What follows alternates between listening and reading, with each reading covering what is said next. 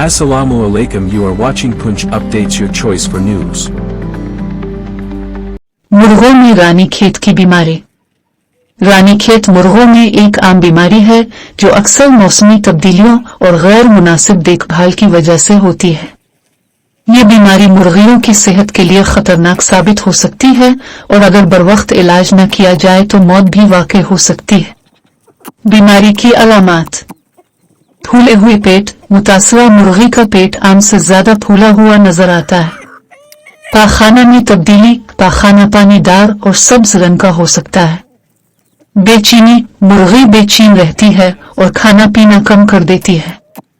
सलेने में दुश्वारी। मुर्गी तेजी से सांस ले सकती है। पंखों का झड़ना। मुर्गी के पंख झड़ सकते हैं। बीमारी की वजूहात: बैक्टीरिया। मुख्तलिफ किस्म के बैक्टीरिया इस बीमारी का बायस बन सकते हैं। वायरस। कुछ वायरस भी रानीखेत की बीमारी का सबब बन सकते हैं।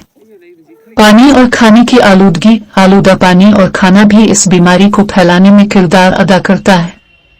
मौसमी तब्दीलियां। मौसमी तब्दीलियां मुर्गियों की मुदाफ़ती निज़ाम को कमजोर कर सकती हैं और इस तरह बीमारी का खतरा बढ़ जाता है।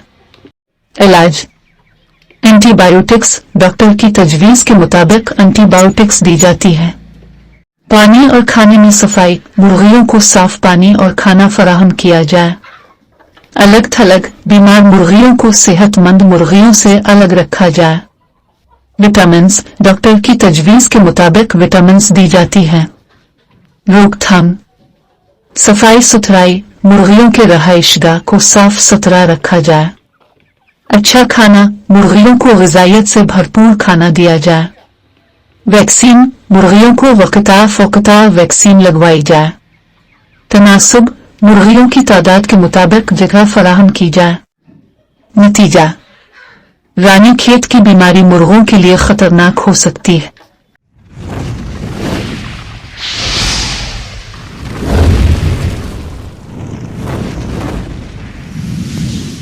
देखिए, आजकल जो हमारे गरीब लोग हैं, छोटे छोटे से उन्होंने यूनिट रखे हुए हैं, चाहे वो मुर्गी हो, भैंस हो, बकरी हो या और छोटे चूजे वगैरह लोग रखते हैं घरों में। तो मैं समझता हूँ जो घर घर जाकर अवेयरनेस देनी चाहिए, लोगों को बताना चाहिए कि इन दिनों में जो बीमारियां फैली हुई है, जो चूजे हैं उनके लिए क्या मेडिसिन होनी चाहिए, बड़े वाले मुर्गे हैं उनके लिए क्या मेडिसिन होनी चाहिए। आम देखिए पूरे जो है हमारे पुंछ के अंदर एक शोर मचा हुआ है। आम लोगों के जो मुर्गे जो है वो मर रहे हैं, लोगों को बहुत बड़ा नुकसान हो रहा है, जानवरों के अंदर बहुत बड़ी बीमारियां आई हुई है। मगर ये जो डिपार्टमेंट है इससे टच से मस नहीं होता। मैं आपके मीडिया के माध्यम से मैं इस डिपार्टमेंट को अपील करता हूं कि डोर टू डोर जाए, गाँव में जाए, घर घर जाए, मोहल्लों में जाए। जिन लोगों ने ये स्मार्ट यूनिट रखे हुए हैं छोटे छोटे, उनको भी ये समझाए कि इस वक्त जो है कौन सी मेडिसिन जो है उस चूजे को देनी चाहिए, बड़े मुर्गे को कौन सी मेडिसिन देनी चाहिए और पशु के लिए इन दिनों में क्या क्या करना चाहिए, किस तरीके की दवाई देनी चाहिए, ताकि वो गरीब आदमी जो है बच सके, इस बीमारी से बच सके। क्योंकि आम देखिए आप मुर्गे जो है बहुत बड़ी शिकायत उनकी आ रही है कि मुर्गे लोगों के मर रहे हैं। और मीडिया वाले भाइयों का धन्यवाद करता हूँ जो ग्राउंड लेवल पे आके जो हमारी ये कवरेज लेते हैं और लोगों के मसले मसाइल हल करवाते हैं। तो मैं ये कहूँगा ये जो सेल्फ एम्प्लॉयमेंट के तहत जो मोदी जी का नारा है कि सेल्फ एम्प्लॉयमेंट के तहत लोगों ने अपने घरों में छोटे छोटे यूनिट जो जैसे मुर्गे पालन, कोई बकरी पालन, कोई भैंसों का जो छोटा उन्होंने शेड रखा है, छोटे छोटे स्मॉल डेयरी जिसको कहते हैं वो रखी हुई है। मैं समझता हूँ कि डिपार्टमेंट की बहुत बड़ी नलायकी है। ये सर्दी का मौसम है, लोगों को घर तक जाना चाहिए, उनको बताना चाहिए इस वक्त जो बीमारी आ रही है क्योंकि कोहरा पड़ रहा है तो जो मुर्गे हैं वो कोहरा खाते कैसे बीमार होते हैं, कौन सी दवाई इस वक्त देनी चाहिए। ये डिपार्टमेंट की बिल्कुल नलायकी है। लोगों अनपढ़ लोग हैं उनके घर तक जाना चाहिए, उनको बताना चाहिए, या पढ़े लिखे भी हैं उनको क्या पता है। ये डॉक्टर्स का काम है उनको बताना कौन सी मेडिसिन इस वक्त उनको देनी चाहिए। तो मैं ये कहूंगा कि जो बड़े हेड ऑफ डिपार्टमेंट बैठे हैं जैसे एनिमल हस्बेंड्री वाले हैं, शीप हस्बेंड्री वाले हैं, बिफेलो वाले हैं, वो सबको जाना चाहिए, बाहर निकलना चाहिए, लोगों की मदद करनी चाहिए। मैं डीसी साहब से भी ये अपील करूंगा कि उनको जो यहाँ जो डिपार्टमेंट के हेड हैं उनको थोड़ा सा खींचा जाए ताकि वो लोगों के घर तक पहुंचे और जो हमारे गरीब लोगों का नुकसान हो रहा है, वो नुकसान से बचे, वो अपनी नुकसान की भरपाई कर सके।